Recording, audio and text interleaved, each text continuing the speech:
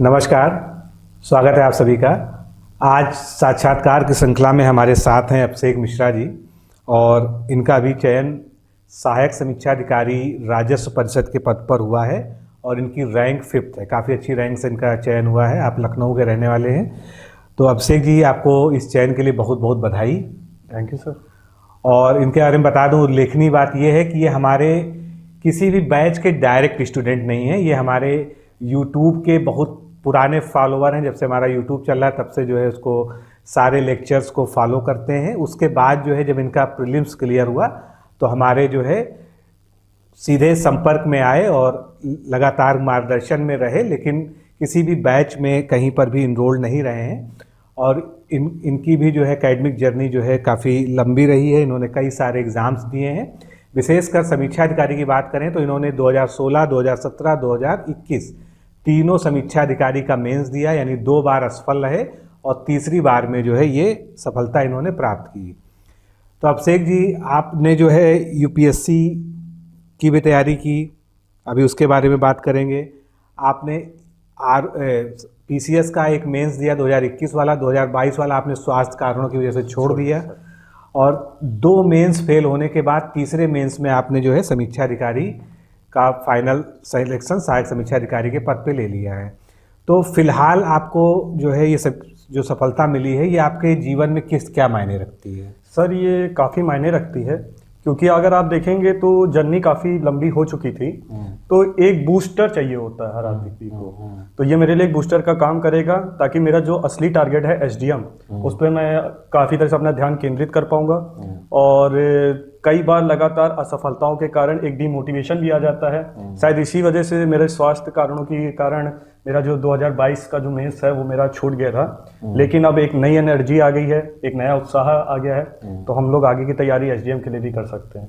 अच्छा, आपने स्वास्थ्य कारणों का उल्लेख किया, खैर ये तो व्यक्तिगत बात है, फिर भी मैं जानना चाहता हूँ क्या परेशानियाँ आपको आई हैं स्वास्थ्य संबंधी जो है? सर, ऐसा कोई ज़्यादा इशू नहीं था। जब हमारा मेंस का एग्ज़ाम चल रहा था। कौन सा मेंस? ये समीक्षा अधिकारी का। अच्छा। तो सर, उसके पहले पीसीएस का मुख्य परीक्षा चल रही थी, तो मेरा ध्यान लगातार उसी के ऊपर फोकस था, क्योंकि डेट जो है हमारी जनवरी से मार्च शिफ्ट हो गई थी। अच्छा। तो काफ़ी कम हमें प्रिपरेशन का समय मिल रहा था। तो उस दौरान खाने पीने का भी थोड़ा सा परहेज हो जाता है, आदमी ध्यान नहीं दे पाता है। तो वाटर इनटेक कम था, तो मेरा पीवीआरयू बढ़ गया था। अच्छा। इस वजह से क्या हुआ, जो मेरा इन्फेक्शन है वो लीवर तक आ गया था। तो इसमें एकदम एक्सट्रीम पेन हो रहा था कि मैं जो आलेखन वाला पेपर था किसी भी तरह कंप्लीट करके जब घर गया तो सीधे डॉक्टर को दिखाया। फिर रात में मैंने इंजेक्शन लिया था पेन किलर का। नेक्स्ट डे तब मेरा एसए का पेपर हुआ। अच्छा, तो काफ़ी कठिन रहा आपके लिए एग्ज़ाम जो है स्वास्थ्य की वजह से भी जो है। तो थोड़ा सा शुरुआत करते हैं, आपके पारिवारिक पृष्ठभूमि पे बात करते हैं। परिवार में कौन कौन है और कौन कौन क्या क्या कर रहे हैं सभी लोग जो है? सर, मेरे पिताजी वरिष्ठ प्रशासनिक अधिकारी रहे हैं स्वास्थ्य विभाग में। मेरी माताजी होम मेकर हैं और मेरी दीदी, उनकी अभी शादी हो चुकी है। अच्छा। तो वो इस समय जम्मू में शिफ्ट हैं। अच्छा। तो बस इतने ही, मतलब क्लोज फैमिली में? बस हम लोग की क्लोज फैमिली। अच्छा। तो मतलब आप छोटे हैं, सबसे छोटे आप ही हैं, बहन बड़ी हैं आपसे जो है। इसके बाद जो है आपका जो है कैसे पढ़ाई, शिक्षा दीक्षा जो है, जो आपके एकेडमिक बैकग्राउंड है वो क्या है, थोड़ा सा बताएं उसके बारे में। सर, मैंने बीटेक कंप्लीट किया था 2015 में, मैकेनिकल ब्रांच मेरी रही है। अच्छा। फिर इसके बाद मैंने बीएड कंप्लीट कर लिया था। ये भाषा यूनिवर्सिटी, आपका जानते होंगे, लखनऊ में ही है। वहीं से मैंने भाषा यूनिवर्सिटी से बीएड कंप्लीट किया हुआ है। अच्छा। और ये बीटेक और बीएड, उसके अलावा रेवेन्यू के लिए ओ लेवल भी चाहिए आपको? जी, ओ लेवल चाहिए था, क्योंकि 2017 में मेरे 263 मार्क्स थे। तो मैं एआरओ के लिए एलिजिबल नहीं था, क्योंकि ओ लेवल नहीं था। अच्छा। तो उसके बाद मैंने ओ लेवल कर लिया था। 2020 में मेरा ये कंप्लीट हो गया था। तो आपका ओ लेवल भी हो गया और आप अब जो है फाइनली राजस्व परिषद में जो है, राजस्व परिषद में अगर आप लोग नहीं जानते हैं तो 2 जगह पोस्टें होती हैं, लखनऊ में भी और पोस्टिंग इलाहाबाद में भी, मतलब प्रयागराज में भी होती है। अब वो संयोग है कि किसको कहाँ पर पोस्टिंग मिलती है वो तो आगे तय होगा। तो आपका बीटेक बैकग्राउंड रहा है जी, और बीटेक होते हुए आप जो है तैयारी में आए। सबसे पहले आपने यूपीएससी की तैयारी शुरू की? जी सर, सबसे पहले। यूपीएससी कब आपने शुरू किया? 2017 में शायद ना? जी सर, मैंने 2016 में ज्वाइन कर ली थी कोचिंग, और प्रॉपर जो मेरी तैयारी है वो 2017 से ही शुरू हुई है। अच्छा, तो यूपीएससी आपने दिया, क्या रिजल्ट रहा उसका जो? सर मैंने 2 बार यूपीएससी का दिया था, इसमें मेरा प्रीलिम्स क्वालिफाई नहीं हुआ था। तो उसके बाद मैंने स्टेट पीसीएस के ऊपर स्विच किया था कि उत्तर प्रदेश का जो लोक सेवा आयोग द्वारा जो परीक्षाएं आयोजित होंगी उनको मैं दूंगा, क्योंकि 2018 के बाद से पैटर्न भी चेंज हो गया था।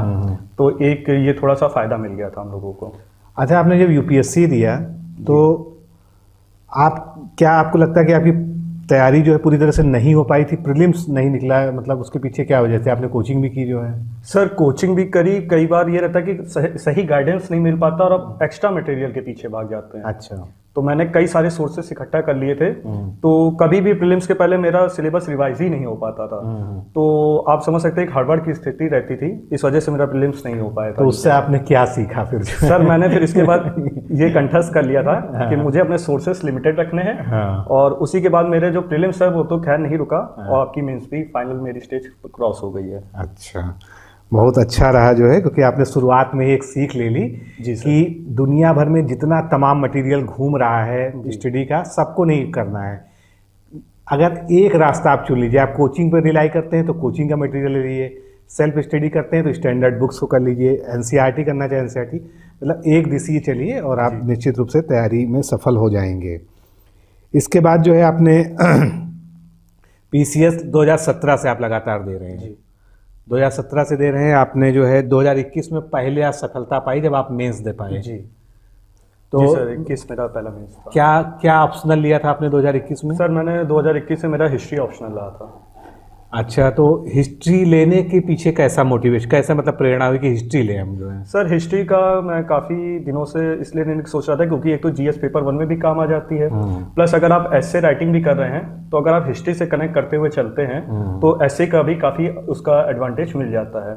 और हिस्ट्री एक ऐसा सब्जेक्ट है जो हम लोगों ने छोटे पर में भी पढ़ा हुआ रहता है, तो इस वजह से थोड़ा सा मेरा हिस्ट्री ऑप्शन की तरफ। अच्छा, हिस्ट्री कुछ ज़्यादा ब्रॉड सा नहीं लगता है सब्जेक्ट के रूप में जो है? सर सब्जेक्ट के रूप में ब्रॉड तो है ही, लेकिन अगर आप सिलेबस अपने सामने रखे रहेंगे और प्रीवियस ईयर क्वेश्चन पेपर को एनालिसिस करेंगे तो आपको पता है कि कहाँ से क्वेश्चन पुटअप होने वाला है, तो आप उसकी तैयारी उस हिसाब से कर सकते हैं।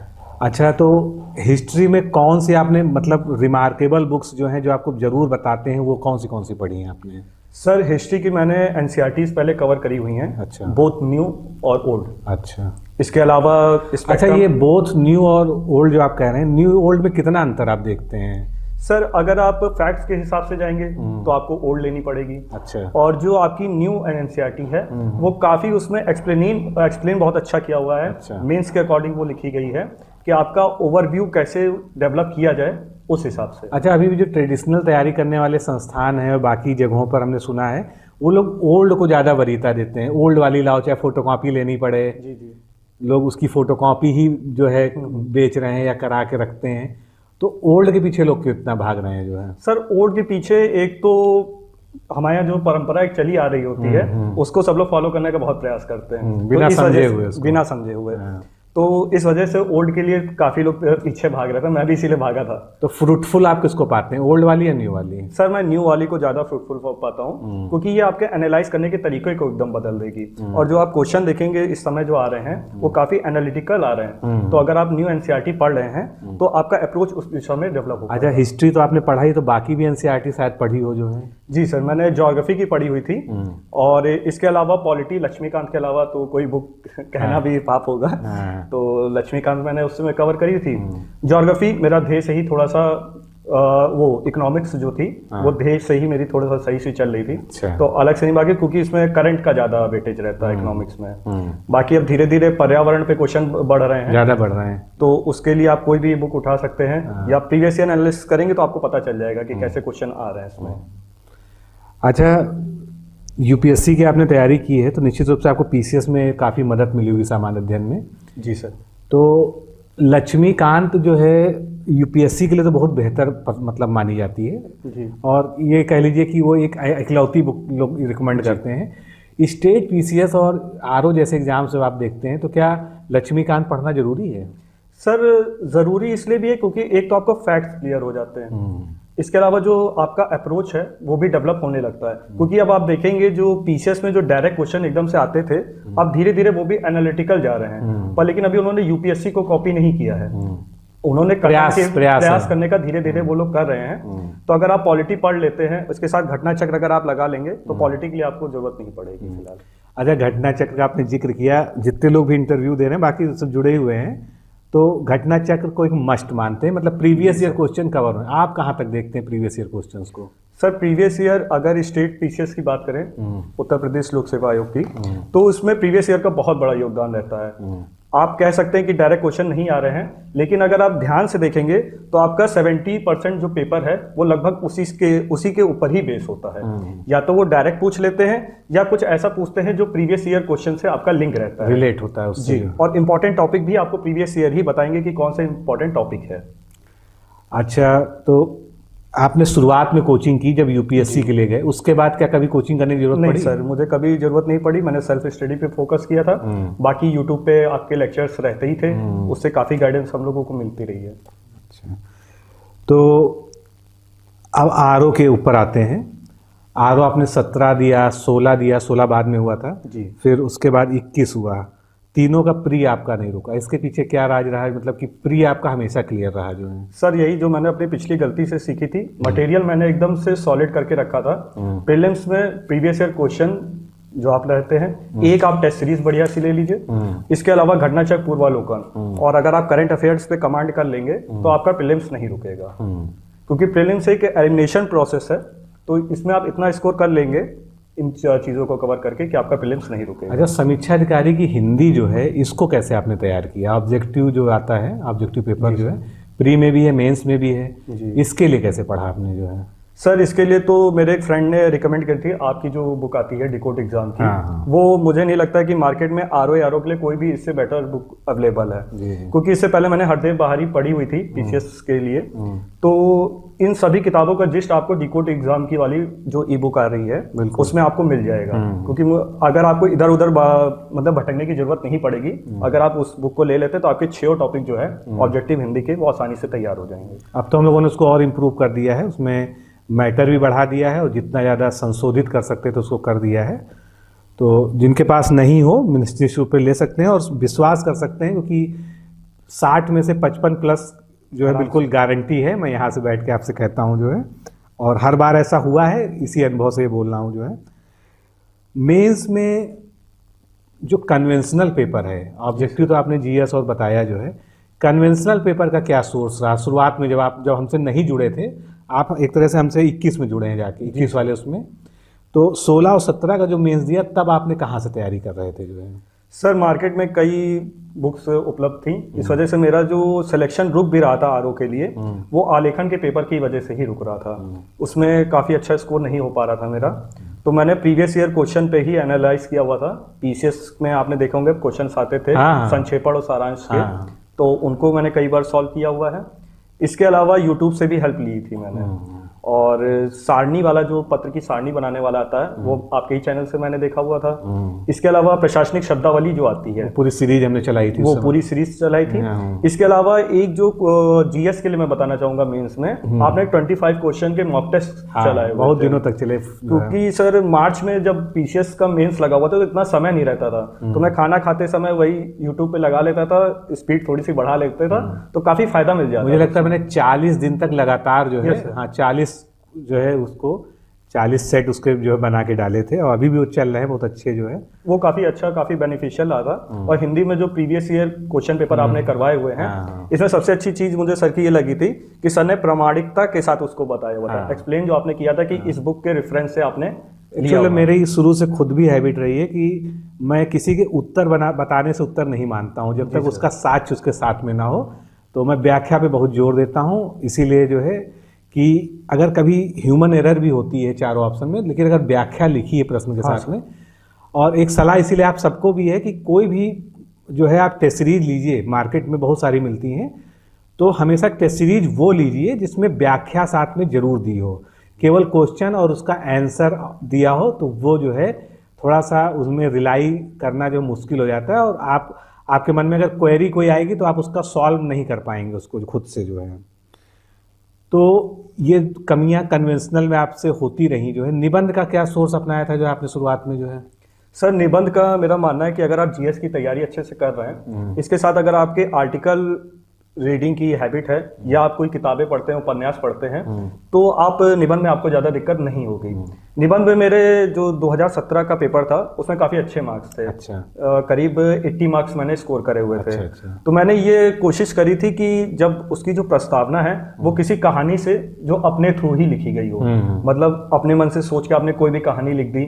जैसे अभी किसान बिल पे आया हुआ था क्वेश्चन, निबंध जो आया हुआ था, तो मैंने जो अटारी बॉर्डर पे चल रहा था या फिर दिल्ली गाजीपुर बॉर्डर पे जो चल रहा था उसी को कनेक्ट करते हुए प्रदर्शन चल रहा था उस समय। और इसी तरह 17 में जो एक पेपर आया था वो शायद कश्मीर पे किसी टॉपिक पे आया था। तो मैं उस समय उरी और पठानकोट जो हमले हुए थे उन्हीं का संदर्भ लेते हुए मैंने शुरू किया था। कुल मिला के अभिषेक जी का कहना ये है कि अगर आप निबंध के प्रस्तावना को किसी करंट की घटना से जोड़ के शुरुआत करते हैं तो उसका बहुत अच्छा इम्पैक्ट पड़ता है एग्जामिनर पर। ऐसा लगता है कि आपने कहीं से किसी किताब से हूबहू नहीं छापा है या याद कर नहीं किया है, वो आपकी स्वयं की क्रिएटिविटी है। और अगर आप अपनी रचनात्मकता से कोई चीज़ लिख रहे हैं तो एग्जामिनर को अगर ये आभास आप करा देते हैं अपने इंट्रोडक्शन के माध्यम से, निश्चित रूप से जो 80 वाला बता रहे हैं तो 80 प्लस आपको 120 में आराम से मिल सकता है। इसके अलावा आप अभी जिक्र कर रहे थे कि आप उपन्यास, पत्रिका ये सब पढ़ते थे। जी सर। तो आपकी क्या साहित्य में रुचि रही है? क्या क्या पढ़ा है आपने जो है? सर साहित्य में रुचि तो बचपन से ही रही है। जैसे जयशंकर प्रसाद हो गए, हमारे दिनकर जी हो गए, इनकी जो उपन्यास है, कविताएं हैं, ये काफ़ी पढ़ने में एक तो आपका हिंदी शब्दकोश भी अच्छा करेगी, साथ ही साथ जब आप लिखेंगे तो आपको लिखने की एक कला भी डेवलप करने में ये मदद करेगी। तो जितना हो सके आपको अगर उपन्यास मिलते हैं या कहीं से आर्टिकल भी अगर आपको मिलते हैं तो आप उसको पढ़ते रहिए। तो इससे आपको एक तो नए नए आयाम पता चलेंगे, साथ ही साथ आपके खुद लेखन जो शैली है वो विकसित होगी। अच्छा, करंट अफेयर्स की बात करते हैं। बहुत महत्वपूर्ण विषय है करंट अफेयर्स आपकी परीक्षा में। जी सर। तो करंट अफेयर्स के लिए क्या अप्रोच रहा आपका प्रीलिम्स से लेके अभी तक जो है, कैसे आपने उसको किया? सर करंट अफेयर्स के लिए मैंने सिर्फ 2 सोर्स फॉलो किए थे। एक तो आपके यूट्यूब लेक्चर्स रहते हैं, इसमें अगर आप आरओ में देखेंगे तो माइंस और डेटा पे क्वेश्चन काफी आते हैं। तो एग्रीकल्चर डेटा हो गया, माइंस का डेटा हो गया, मिनरल्स डेटा हो गया, इसके अलावा आर्थिक समीक्षा और जो बजट आता है उसकी आपने एक सीरीज चला के रखी हुई थी, तो उसी से मैंने वो सब कवर किया था। इसके अलावा घटनासार और घटना चक्र जो पेपर के पहले आती है, वो अगर आप कर लेते हैं, कंपाइल्ड आती है 6 मंथली और ईयरली वाली। जी सर, अगर आप उसे कवर कर लेते हैं यूट्यूब लेक्चर्स के साथ, तो आपका करंट में अगर आप मान के चलिए 80% तो क्वेश्चन हो जाएंगे। अच्छा, आप जो है फुल टाइम स्टडी आपने की है, मतलब कोई जॉब आप तो थी नहीं उस बीच जो है? नहीं सर। तो क्या आप पेपर पढ़ते थे, अखबार? जी सर, मैं आर्टिकल काफ़ी पढ़ता था उसमें। कौन कौन से अखबार आप पढ़ते थे जो है नॉर्मली? सर मैं जनसत्ता को एक बार देख लेता था और दैनिक जागरण, हिंदी के दोनों देखता था। तो जनसत्ता तो मेन मोटिव आपका आर्टिकल्स के लिए होता होगा। जी सर। तो इस तरह से आपकी जो है करंट का भी बेस बना और साथ में जो है आपने निबंध भी जो है लिखना अच्छे से कर लिया जो है। अच्छा, आप फुल टाइम मतलब स्टूडेंट रहे हैं जी, तो कितना समय आप पढ़ लेते थे जो है एक दिन में जो है? सर मैंने पढ़ने का कभी घंटे नहीं निर्धारित करके रखे। मेरा मानना है कि अगर आपको पढ़ना है तो जब आपका मन लग रहा हो तो आप पूरा ध्यान सिर्फ पढ़ाई पे कंसंट्रेट करिए। ये नहीं कि आप कोई अगर आपसे कह रहा है कि वो 8 घंटे पढ़ रहा है लगातार, रोज 10 घंटे पढ़ रहा है, तो आप मान के चलिए उसकी पढ़ाई मुश्किल से 2-3 घंटा ही वो इफेक्टिव पढ़ाई कर रहा है। तो मेरा जब ये प्रयास रहता था कि दिन भर में जब मेरा मन लग रहा है तो मैं सारे डिस्ट्रैक्शंस को किनारे कर देता था और पूरा ध्यान जो था, जो टॉपिक कवर करना है उस पर रखता था। तो आप मान के चलिए मेरा 5 से 6 हो जाता था। अच्छा, नोट्स क्या बनाते थे और कैसे बनाते थे? जी सर, नोट्स के लिए मेरी रणनीति ये रहती थी कि जैसे अगर मैं घटना चक्र पढ़ रहा हूँ तो मैंने एक रीडिंग पढ़ ली, मुझे जो क्वेश्चन आते थे उनको मैंने टिक कर लिया। फिर इसके बाद मेरे सेकंड रीडिंग जब मैं पढ़ता था, जो चीजें मैं भूल रहा हूँ उनको मैंने गोला कर दिया। फिर मेरी जो थर्ड रीडिंग रहती थी उसमें जो मेरा बचा हुआ अब रह जाता था उसको मैं हाईलाइट कर देता था। अच्छा। अब इसके अलावा मुझे कोई नया फैक्ट मिल गया तो मैं 1 या 2 पेज में उसको नोट डाउन कर लेता था। तो ये आपका जब प्रीलिम्स पेपर आता है तो काफी हेल्प करता है कि अगर आपके पास 10 पेज के अंदर सिर्फ रिवीजन के लिए फैक्ट्स हैं तो आप आराम से कवर कर सकते हैं। अच्छा, और रिवीजन कितना करते थे? सर मैंने अपनी पिछली गलतियों से यही सीखा था कि रिवीजन मस्ट है। आप भले जाएं एक किताब पढ़िए लेकिन उसको रिवाइज आप जितनी बार करेंगे उतना ही वो आपके लिए बेनिफिशियल रहेगा। तो मैंने रिवीजन में ये हर कोशिश करता था कि 6 दिन जो मैं पढ़ता था, मंडे टू सैटरडे, संडे को उसको पूरा रिवाइज करता था। अच्छा, तो ये रेगुलर आपका सिलसिला चला जो है। आपने यूपीएससी वाली तैयारी से जो है इसको सबक जी ले सर। लिया था जो है। यूपीएससी के फेलियर ने ये सबक तो दिया था सर। हाँ, नहीं जरूरी है, फेलियर से ही इंसान सीखता है। अच्छा, आपकी भी बड़ी लंबी जर्नी रही, आपने 2017 से 2022 तक के लगभग सारे मेंस दिए, 22 वाला नहीं दिया, जी सर। हालांकि आप क्वालिफाइड थे जो है पीसीएस में। उसके अलावा आपने यूपीएससी के 2 प्री दिए और आरओ दिए, तो आप लगभग 5-6 एग्जाम्स में आप प्री में भी फेल हुए, जी सर। मेंस में भी फेल हुए, 2-3 एग्जाम्स में। तो और 2017 से आज 22-23 हो गया है, 5-6 साल की जर्नी है आपकी कुल पढ़ाई की। तो मन में जो है कभी निराशा वाला भाव आता था कि मैं लगातार जो है स्ट्रगल तो कर रहा हूँ, पढ़ तो रहा हूँ, लेकिन मैं सफल नहीं हो रहा हूँ। तो इससे कैसे आप बच के आगे बढ़ते रहे जो है? सर ये तो मेरे जीवन का एक बहुत ही मतलब मुझे हर 5वें दिन लगता था कि मैं सफल हो पाऊंगा अभी कि नहीं हो पाऊंगा, क्योंकि कई बार ऐसा हुआ है कि मेरा प्रीलिम्स हो गया, मेंस हो गया, टाइपिंग में रह गए, कभी क्या हुआ कि कट ऑफ आधा नंबर ज़्यादा हो गई, तो एक निराशा का वातावरण चारों तरफ था। लेकिन पॉजिटिविटी ये रहती थी कि घर वालों का सपोर्ट काफ़ी था मेरे माता पिता जो थे उन्होंने मुझे काफ़ी सपोर्ट किया। और मेरा ये मानना है कि अगर आपको डिमोटिवेशन आ रहा है तो आप उसको इग्नोर मत करिए। आप अगर आज आपको पढ़ाई में मन नहीं लग रहा तो आप एक दिन खराब करिए, लेकिन कोशिश करिए कि अगले जो आपके एक वीक है वो ना इस वजह से आपका खराब हो। आप उस दौरान क्या कर सकते हैं, गाने सुन सकते हैं, जो भी आपको अच्छा लगता है वो काम आप कर सकते हैं। तो इस दौरान मैंने यही किया कि जब भी मुझे डिमोटिवेशन होता तो मैं गाने सुन लेता था, पुराने गाने, या कोई उपन्यास उठा लिया। इस तरह से मैं अपना समय काट लेता था। फिर नेक्स्ट डे मैं कोशिश करता था कि अपना टारगेट बनाता था कि इस बार मुझे निकालना ही निकालना है। अच्छा, परिवार का आपने उल्लेख किया जो है, तो जब फेल वाले रिजल्ट आते थे तो परिवार में क्या रिएक्शन रहता था जो है? सर परिवार वाले इस मामले में मुझे माता पिता का बहुत ज़्यादा सहयोग मिला था। उन्होंने कभी भी ये नहीं कहा कि तुम फेल हो गए, उन्होंने कहा कि कोई बात नहीं, अगर आप फेल हुए हैं, इतने से रह गया है, और मेहनत करिए, ज़्यादा प्रयास करिए, ज़रूर आपका निकलेगा। तो कभी उन्होंने ये नहीं कहा कि आप तैयारी छोड़ दीजिए या किसी और चीज़ को ज्वाइन कर लीजिए। उन्होंने ये कहा कि ये अभी एक फेज़ है, निकल जाएगा, आप मेहनत करिए, जो भी गलती आपने करी हुई है उसे सुधार के आगे बढ़िए और आपका क्लियर हो जाएगा। बहुत अच्छा। तो मेरे ख्याल से जो है आप अपनी सफलता में माता पिता को तो पूरा योगदान आपका है ही है। जी सर। और भी कोई है क्या आपके मोटिवेशन के पीछे जो है, जिसको श्रेय देते हैं आप? सर सबसे पहले तो भगवान की कृपा भी मैं कहूँगा, क्योंकि कई बार ऐसा होता है कि आप मेहनत बहुत करते हैं लेकिन वो जो अंतिम लाइन है वो नहीं क्रॉस हो पाती है। तो इस बार भगवान की भी कृपा करेंगे, माता पिता का आशीर्वाद रहेगा, साथ ही साथ उन गुरुजनों का भी, जैसे मेंस के टाइम पे आपसे कई बार गाइडेंस मुझे मिलती रही है इस संदर्भ में। तो ये काफ़ी उपयोगी रहता है कि जब आप तैयारी की इस फेज में रहते हैं कि कुछ लोगों को आप अपने अगल बगल ऐसे रखिए जो आपको हमेशा मोटिवेट करे, सही गाइडेंस दे। ये बहुत ही जरूरी है। नहीं, बिल्कुल सही कहा है आपने, क्योंकि वास्तव में बहुत निराशाजनक जो है। अच्छा, मैं देख रहा हूँ कि आपका जूनियर असिस्टेंट 2019 में भी हुआ है। जी सर, उसका विभाग आवंटन की लिस्ट आनी बाकी है। अच्छा, उसमें फाइनल सिलेक्शन मेरा हो चुका है। अच्छा, तो मतलब कहीं ना कहीं मन में इनसिक्योरिटी वाली फीलिंग चल रही थी, तो आप छोटे एग्जाम से बीच में ट्राई करते रहे जो? जी सर, ये क्योंकि मैंने बताया ना कि एक लंबी जर्नी हो गई थी।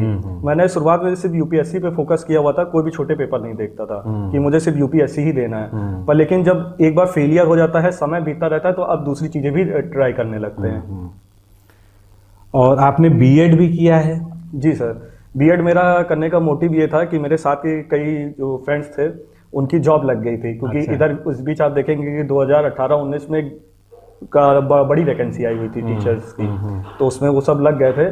तो इसी वजह से मैंने भी बीएड कर लिया था कि अगर कहीं कुछ नहीं हुआ तो एक बैकअप के तौर पे रहेगा। नहीं, ठीक है, कहीं ना कहीं से इस तरह का अगर प्रोफेशनल कोर्स संभव है तो उसको कर लेना चाहिए था, कर लेना चाहिए, क्योंकि अगर कभी जो है बहुत निराशाजनक स्थितियाँ हो तो उससे आप जो है किसी बहाने जो है उबर सकें जो है। तो अब जो है क्या इरादा है आगे, क्या आपने सोच रखा है, कहाँ तक अपने आप को देखते हैं आप जो है? सर अब मेरा नेक्स्ट टारगेट तो एसडीएम ही रहेगा, लेकिन अभी जो आरओ का पेपर आएगा उसमें मैं कोशिश करूंगा कि आरओ मुझे इस बार प्रोन्नत हो। बिल्कुल, आप लय में हैं, तैयारी में हैं, तो आप आरओ तो फिर निकालेंगे ही, उसमें मुझे कोई शक नहीं है। जी सर। और जो है यूपीपीसीएस भी दीजिए, वो भी अब तो डेट भी फिक्स हो गई है। यस सर, 14 में। और उसके बाद अगर सब कुछ सही रहा और आपकी लयबद्धता बरकरार रही तो निश्चित रूप से आप जो है एसडीएम तक पहुंचेंगे, और ऐसी हम लोग की जो है ईश्वर से प्रार्थना भी है। तो अगर ऑप्शनल रहता है तो आप क्या रखेंगे, हिस्ट्री ही सर रखेंगे? ऑप्शनल मेरा हिस्ट्री ही रहेगा, अच्छा। क्योंकि अब समय भी नहीं बचा है चेंज करें, और हिस्ट्री से लगाव भी है एक तरह से। और मीडियम क्या है आपका? सर मेरा मीडियम हिंदी रहा है। हिंदी ही है। जी सर। हाँ तो अच्छी बात है ये जो है। तो ये जो है जॉब जो है ARO रेवेन्यू बोर्ड की जो है, इसके बारे में आपने कुछ पता किया, कैसा जॉब है ये? सर अभी तो फिलहाल मुझे यही पता है कि काफ़ी फाइलों के बीच में ही समय व्यतीत होने वाला है। अच्छा। बाकी जॉब काफ़ी अच्छी है। हाँ, कुछ मित्र हैं जो ARO रेवेन्यू बोर्ड में रहे हैं, उन्होंने बताया कि जॉब काफ़ी अच्छी है। हाँ। आप चाहें तो एक बढ़िया से मतलब जो हम लोग कहते हैं वर्क कल्चर भी काफ़ी अच्छा मिल जाएगा। अच्छा। राजस्व परिषद का वर्क कल्चर काफ़ी अच्छा है, सुनने में आया। तो लखनऊ ही आपकी प्रेफरेंस रहेगी, बाकी आगे जो भी हो? जी सर, मेरी प्रेफरेंस लखनऊ ही रहेगी, बाकी देखिए कहाँ मिलता है। खैर आपको वहाँ भी मिल जाएगा, तो वहाँ भी आप पढ़ाई का माहौल बना लेंगे, क्योंकि अभी तो आपको पढ़ना ही है। जी सर, अंतिम लक्ष्य SDM। हाँ, 2 साल कम से कम आपको बिल्कुल जी जान से देने चाहिए, और ये 2 साल में आपके लिए निर्णायक जो है भूमिका आ जाएगी जो है।